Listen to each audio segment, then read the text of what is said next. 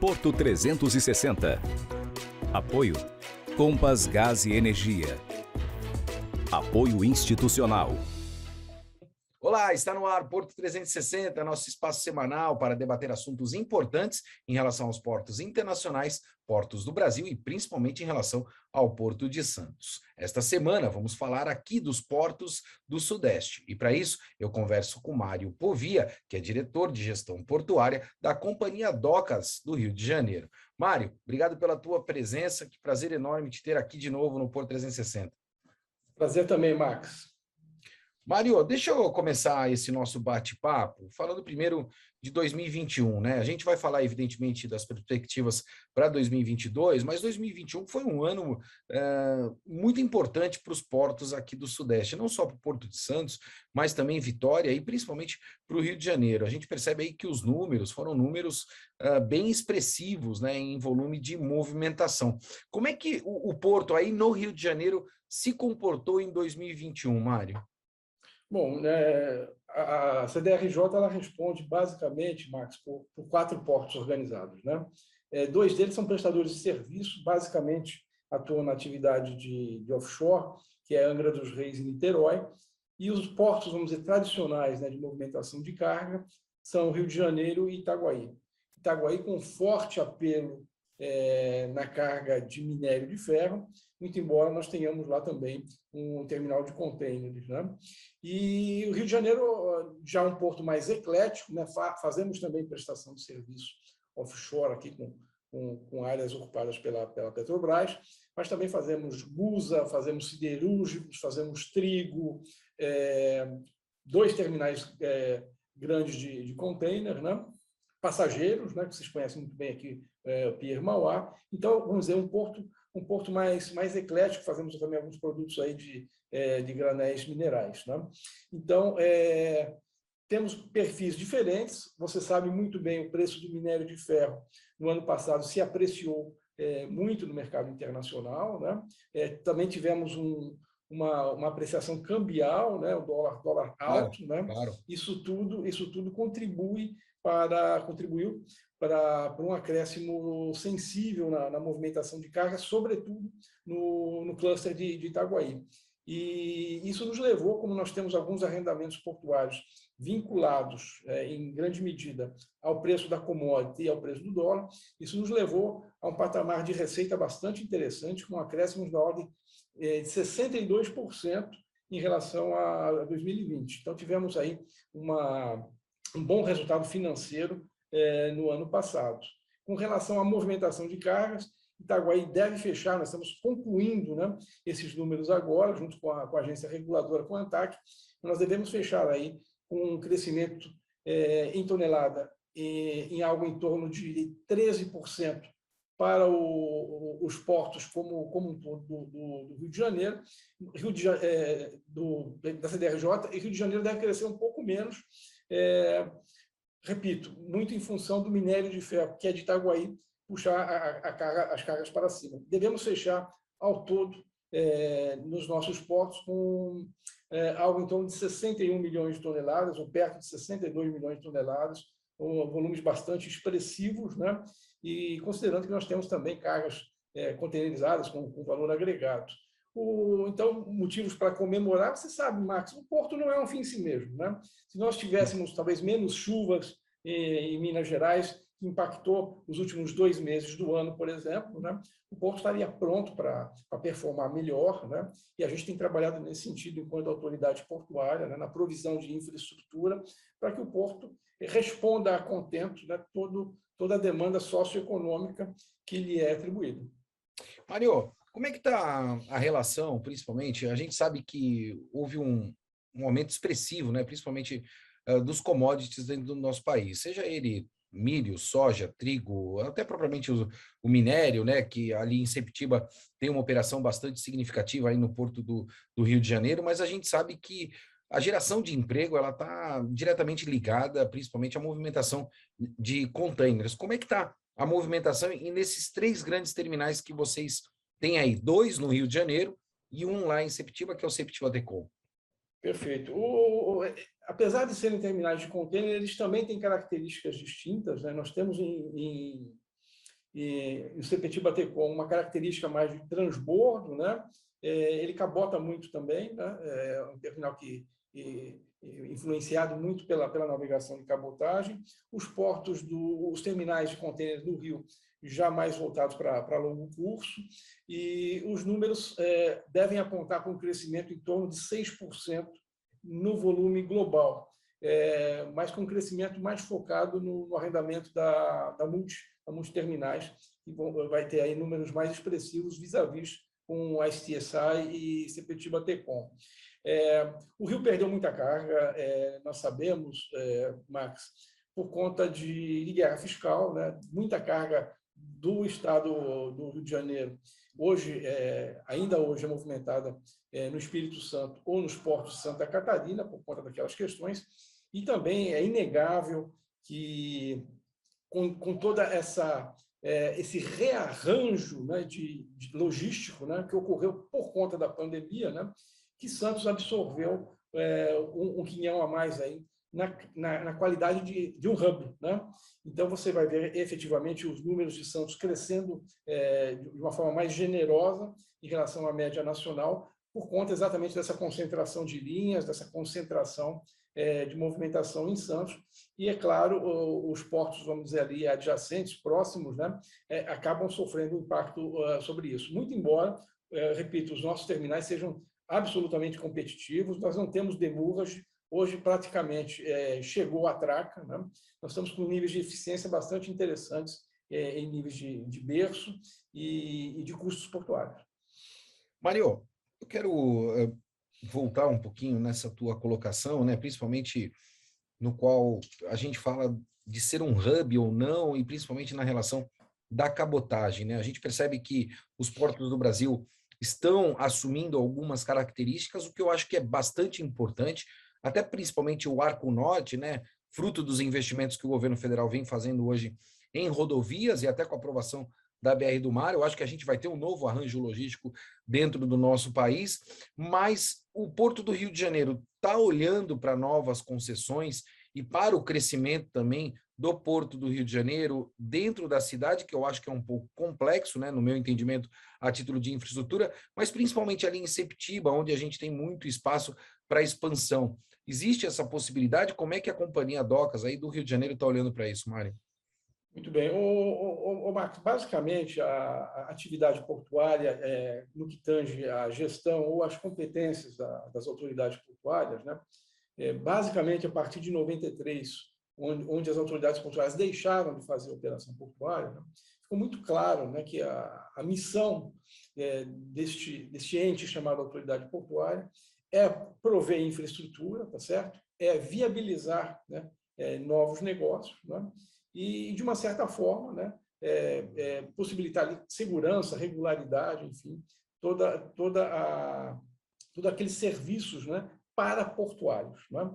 E é nisso que a gente tem focado. A gente tem uma área de negócios muito atuante, né, trabalhando sempre com o olho no mercado, né? E como você bem observou, a Baía de Sepetiba ela tem um apelo muito grande na questão de óleo e gás, e aí temos novos negócios, algo muito interessante. O Brasil vai entrar em níveis de produção de OPEP, inevitavelmente, nos próximos 10 anos, tá certo? Nós já temos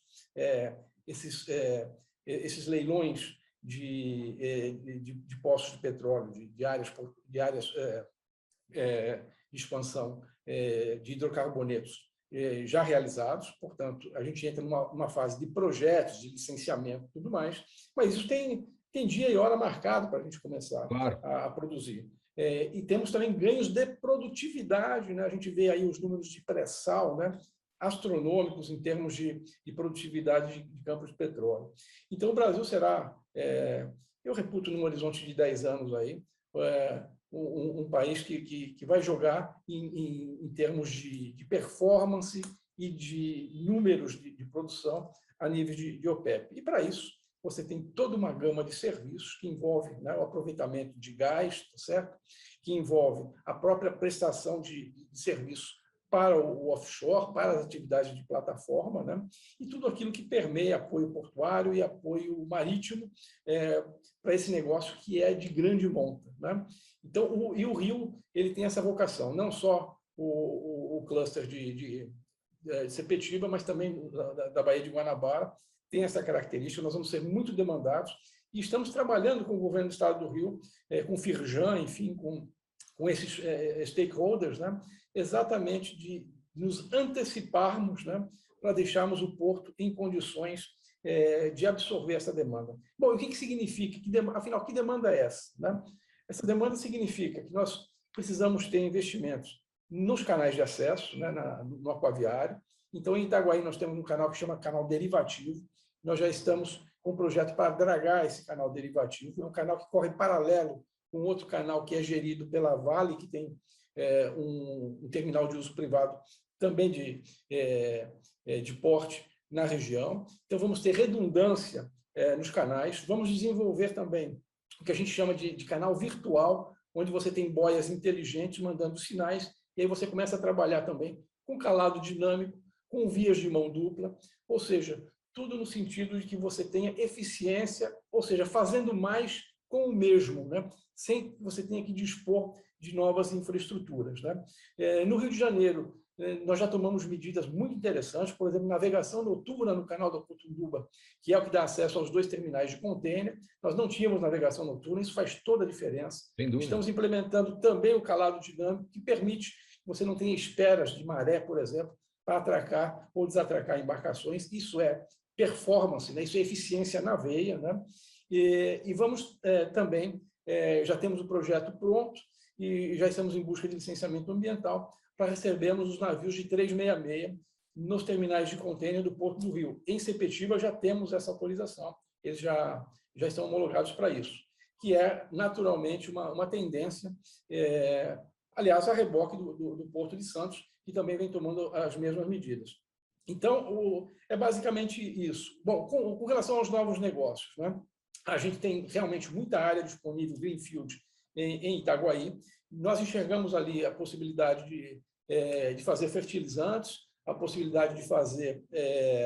temos um acesso ferroviário e um acesso terrestre da melhor qualidade em Itaguaí. Estamos trabalhando em sinergia com a MRS, que é a concessionária ferroviária, que também está renovando a concessão dela. Ali temos investimentos também para azeitarmos, né, a participação ferroviária no modal, no cômputo geral. Então, Max, muitas coisas acontecendo simultaneamente, e ainda não falei do VTMS. Nós vamos ter, provavelmente, no Rio de Janeiro, o melhor VTMS do Brasil, né?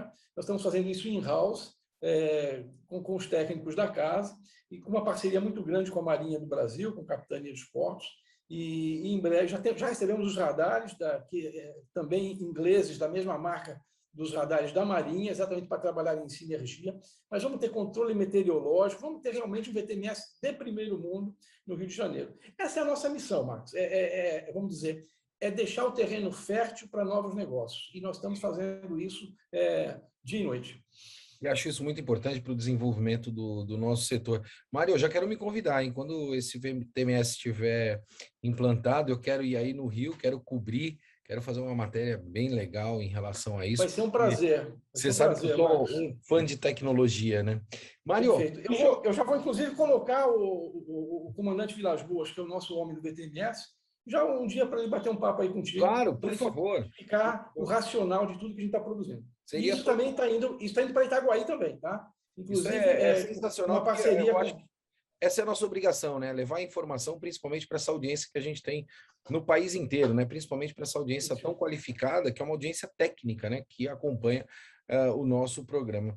Mário, você falou do hub, né? E eu quero fazer um paralelo aí com a BR do Mar e a cabotagem, que a gente sabe aí que o DNA também ali em Sepetiba está voltado um pouco para a cabotagem, e a gente sabe que o Porto de Santos inevitavelmente vai se transformar num grande hub, né? A gente está recebendo aí agora um novo edital de concessão e expansão ou possível expansão de um terminal de contêineres aqui no Porto de Santos, e isso evidentemente vai fazer com que o Porto de Santos seja cada vez mais um grande hub, né?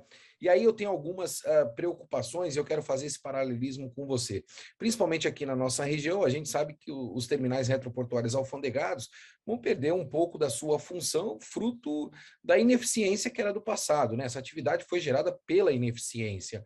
E aí a eficiência hoje vai fazer com que necessariamente esse pessoal tenha que se reinventar. E quando a gente fala de cabotagem, eu não vejo a cabotagem distante da indústria, Mário, né? Você tem um problema fiscal que você pontuou aí no Rio de Janeiro, e, inevitavelmente, quando a gente vai fazer o transporte doméstico, a gente vai atender principalmente a indústria nacional que está sucateada.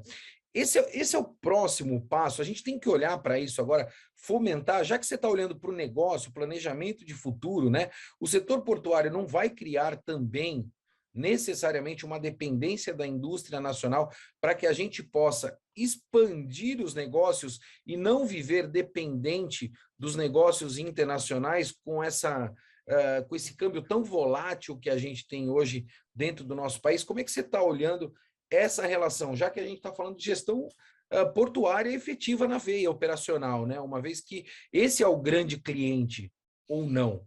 Qual a tua opinião? Bom, tem uma questão interessante que você levanta, Max, que é um paradoxo, né? Quanto mais eficiente é o setor portuário, mais viável a gente torna a carga internacional. Então, o produto internacional fica mais competitivo no mercado, né? Portanto, de uma certa forma, a gente estaria, vamos dizer, desestimulando a indústria nacional, né? Na medida que a gente é eficiente em trazer o produto acabado para dentro do país. Noutra vertente, né? A gente também deixa o país competitivo na medida que, na via inversa, na exportação, a gente também passa a ter mais eficiência. E note, aquele jargão que a gente é eficiente da porteira para dentro está acabando, né, Marcos? Você percebe isso? Porque a gente está começando a ser eficiente da porteira para fora também, né?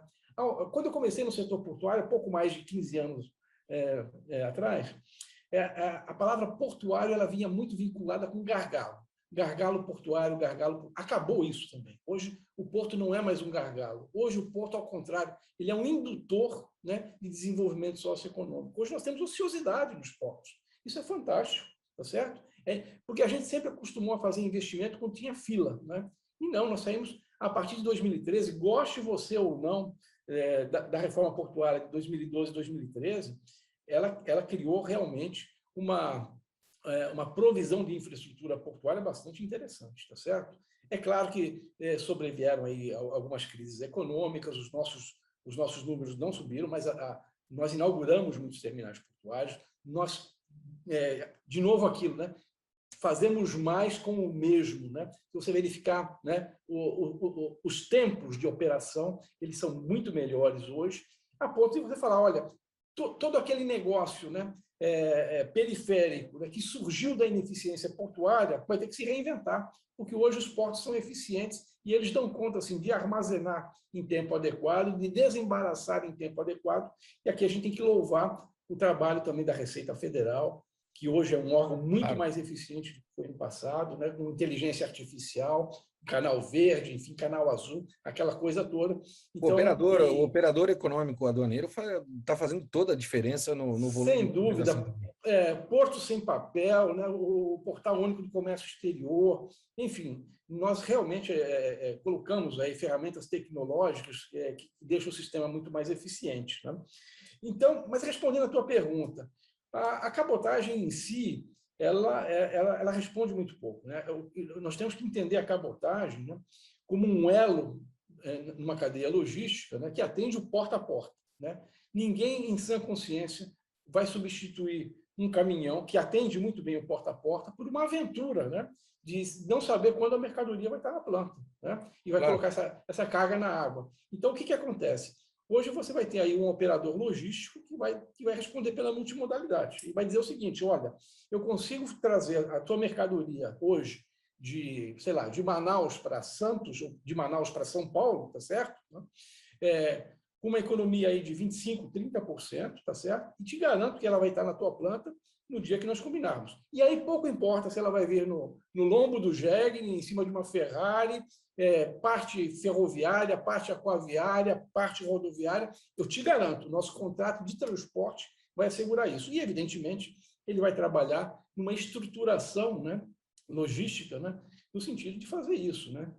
A minha grande preocupação, Mário, na verdade, é quando a gente tem o entrepostamento aduaneiro, né, que é uma modalidade que eu acho que cada vez mais a gente vai ter, de uma forma ou de outra, fomentada dentro dessa cadeia logística que nós temos, é o frete de retorno, né? Porque você tem os grandes navios chegando no hub, distribuindo isso em cabotagem, mas como é que é esse frete de retorno? Então, o que eu digo na ponta é se nós não tivermos uma indústria pujante, né, que de alguma maneira fomente esse frete de retorno, eu acho que a gente está fazendo mais do mesmo, né? Não mais com o mesmo, como você disse, né? E, na verdade, a gente não vai reduzir custo. Então, a minha grande preocupação era nesse sentido, fruto de planejamento futuro.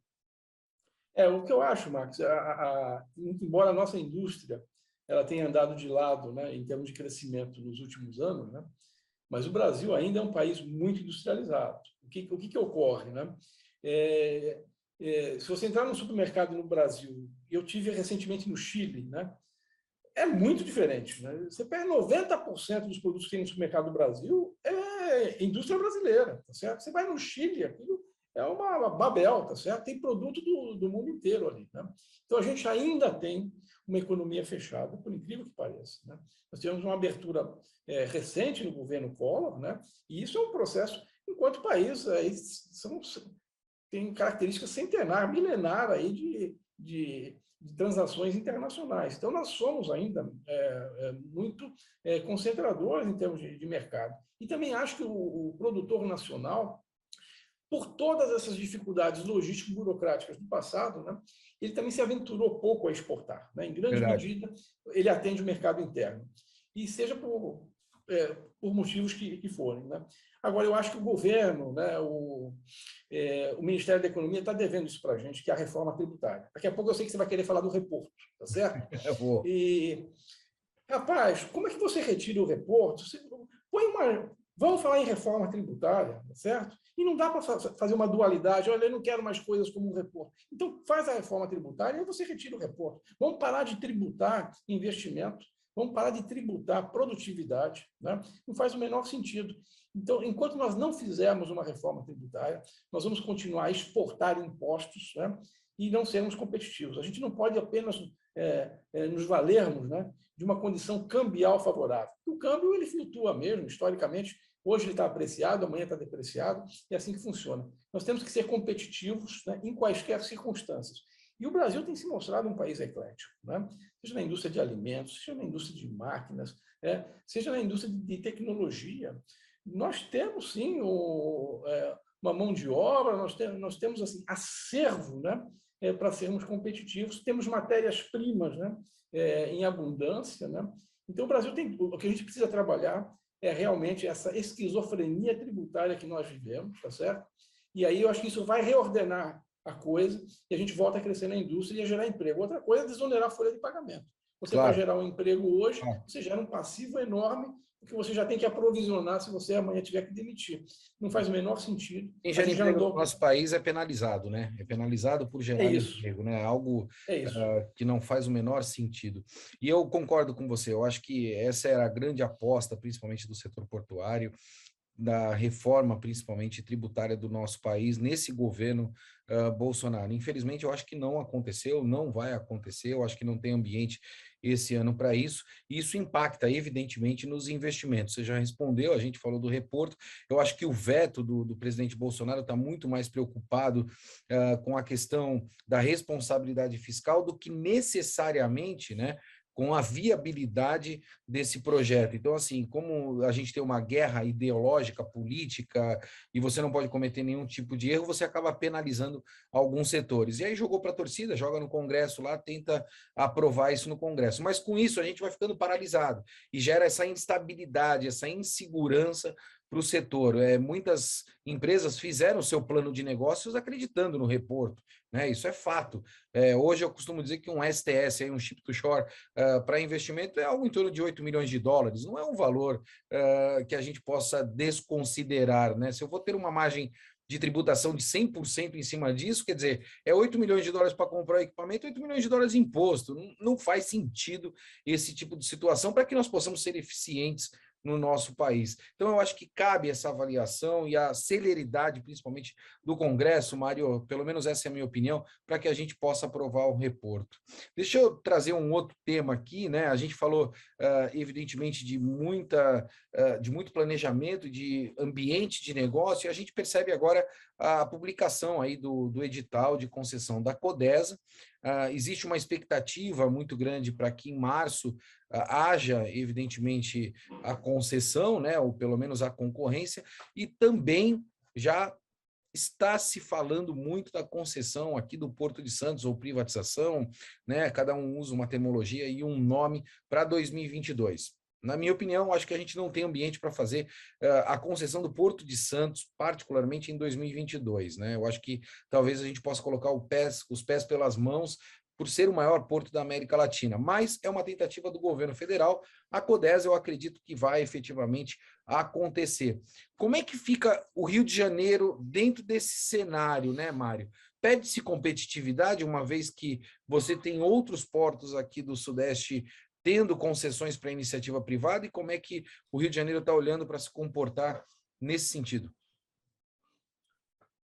Bom, Marcos, a gente já concorre hoje, né, em termos de mercado, né, com instalações portuárias privadas. Né? Está falando do Porto de Itaguaí, o cluster na Baía de Sepetiba, nós temos um arrendamento dentro do Porto Organizado da Vale, chama CPBS, e a poucos quilômetros dali, a Vale tem um terminal privado dela, que chama-se TIG, certo? Onde ela trabalha ali, cargas de mesma origem, de mesma natureza, ora no arrendamento, ora no TUP, né, trabalhando as questões logísticas. Né? Então, a gente já tem essa concorrência. A gente tem um terminal do lado, do Porto Sudeste, que é um terminal também vocacionado para minério. Concorre diretamente com custos com o Porto Organizado, com os arrendamentos do Porto Organizado de Itaguaí. Nós temos um terminal da Ternium, também de siderúrgicos, dentro ali do lado, vizinho do Porto Organizado. Então, essa concorrência nós já temos. Então, ou a gente é eficiente ou não sobrevive. Né? Então, eu acho que, e a gente tem observado muito isso, a própria gestão hoje do Porto de Vitória, né? Ainda uma gestão da Codesa, uma gestão pública, né?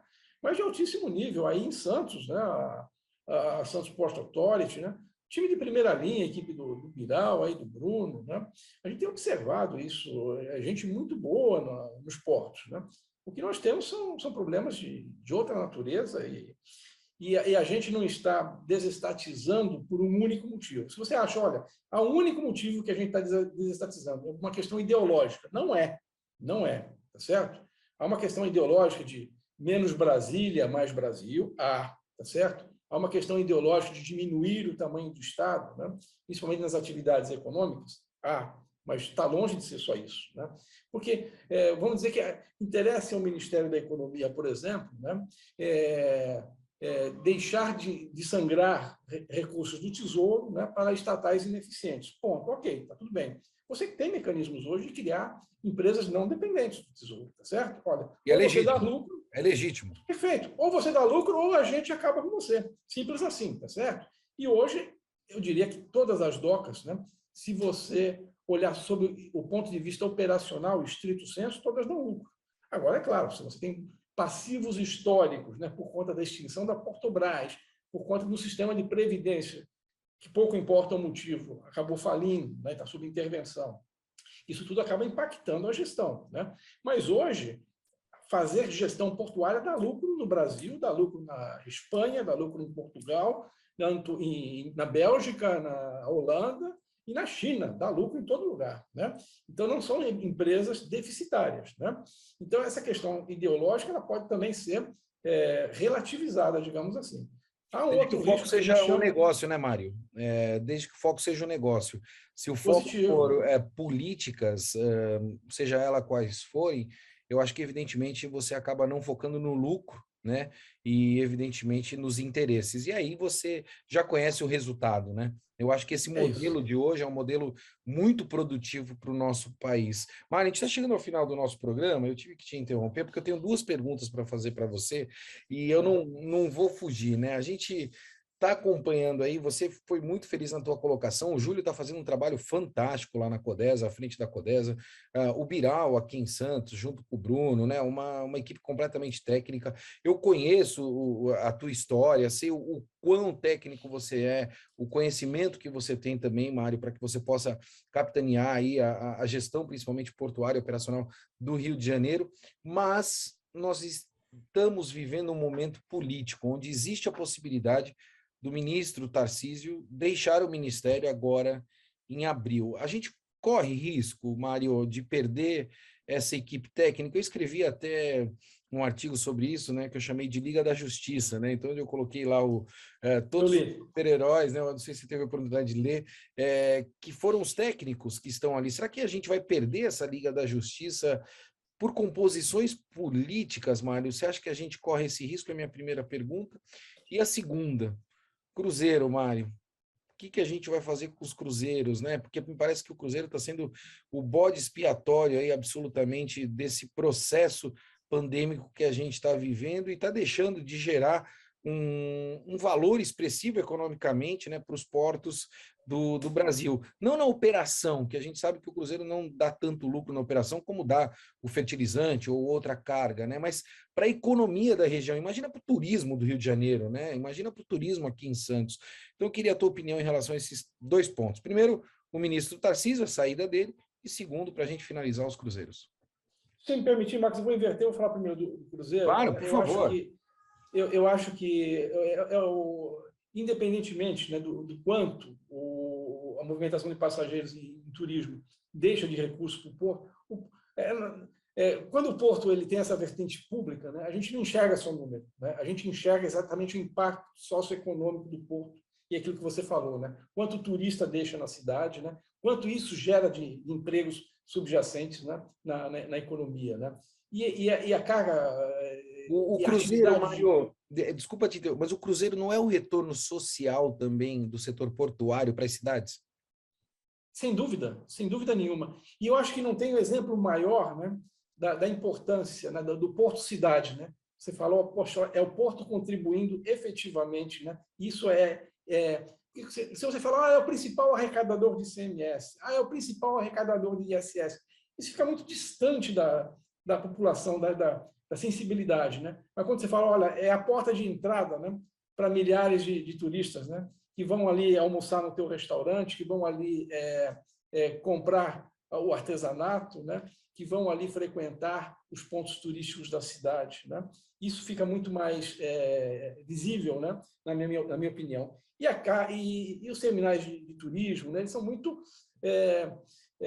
caros para o porto. A gente, por exemplo, fez um trabalho grande aqui no Rio, dragando, substituindo cabeços, exatamente para preparar o porto para receber aí todo o acervo de cruzeiros, que já não eram números pujantes, exatamente por conta de uma restrição que vem a reboque da pandemia de 2020, da temporada de 2020. Mas, infelizmente, né, Marcos, acabou vindo essa nova variante, né?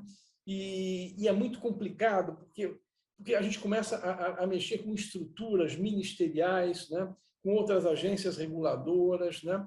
Com outros órgãos de esferas de governo, não é só a esfera federal mais, você tem a saúde, a vigilância sanitárias também locais, e é muito complexo, e você não tem, se existe uma coisa que você não tem, é uma harmonia de pensamento. Né? Você começa a ter uma restrição aqui, uma restrição lá, mesmo a realização de eventos, né? Fora da temporada de cruzeiros, muito restrita. Né? Nós tivemos aqui grandes problemas para tentar liberar o terminal para alguns eventos. É uma pena, mas eu estou muito otimista. Me parece que a gente tem ouvido aí os principais especialistas aí de pandemias, né? E eles acham que realmente essa variante veio, praticamente todos nós vamos pegar essa variante, tá certo? E aí ela entra numa rota de descendente, né? E oxalá a gente vire essa página. Mas, sem dúvida nenhuma, o setor de turismo, e particularmente de cruzeiros, sofreu muito, né? Nós somos totalmente solidários a eles e estamos muito alinhados aí para tentar viabilizar isso, né? Já tentamos, né? Com todas as nossas possibilidades, viabilizar a temporada 21-22, mas, infelizmente, houve fatos aí novos, né? que impediram isso. Quanto a Su, questão eu queria fazer um recorte, Mário, se você me permitir, e deixar um grande abraço aqui para o pessoal todo lá de Ilha Grande. O melhor destino para mim de cruzeiro, eu adoro fazer cruzeiro, né? É Ilha Grande. E eu não sei se você vai se recordar, eu ano passado fiz um cruzeiro para Ilha Grande. Quando eu cheguei em Ilha Grande, eu te mandei uma mensagem, né? Falei, estou aqui na tua terra, positivo. né? Mário, bom dia. Aquela tal. região é belíssima, né, Marcos? Uma região Eu belíssima. fico imaginando o quanto esse pessoal está sofrendo, tá, Mário?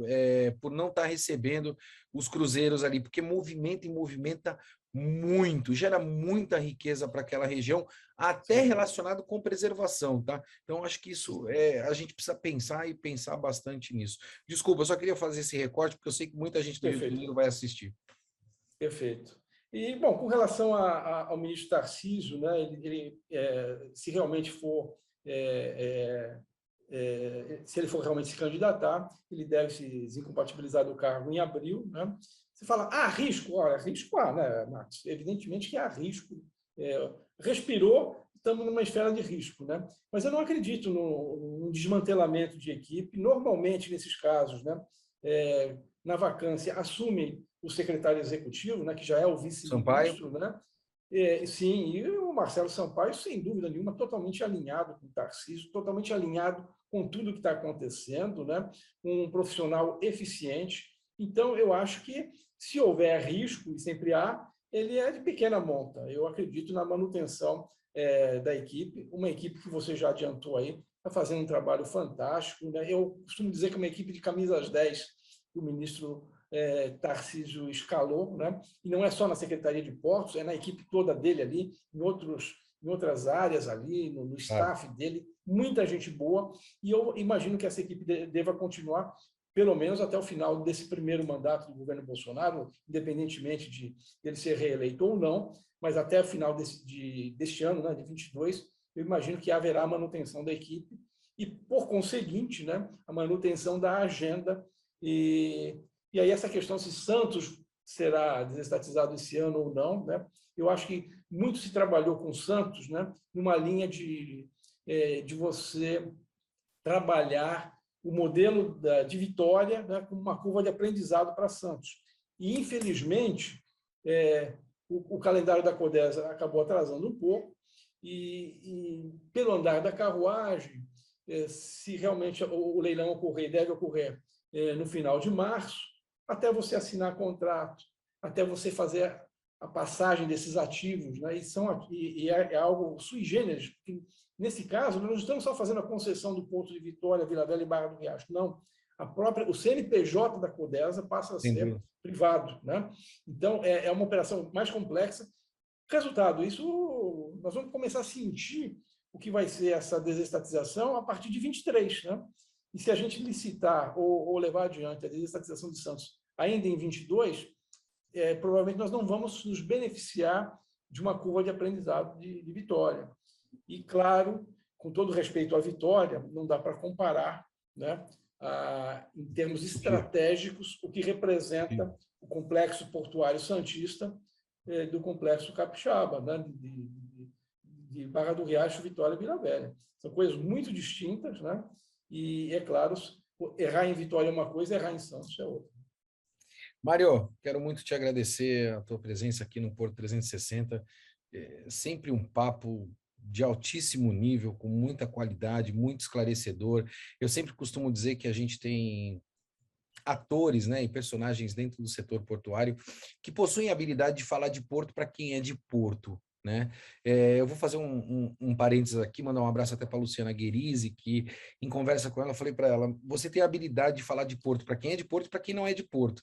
E você tem essa habilidade também, Mário, de falar de Porto para quem é de Porto e para quem não é de Porto, né? Porque o Porto hoje não tem mais aquela imagem, ele se transformou em um ambiente de negócio, e muita gente é interessada, quer conhecer de Porto.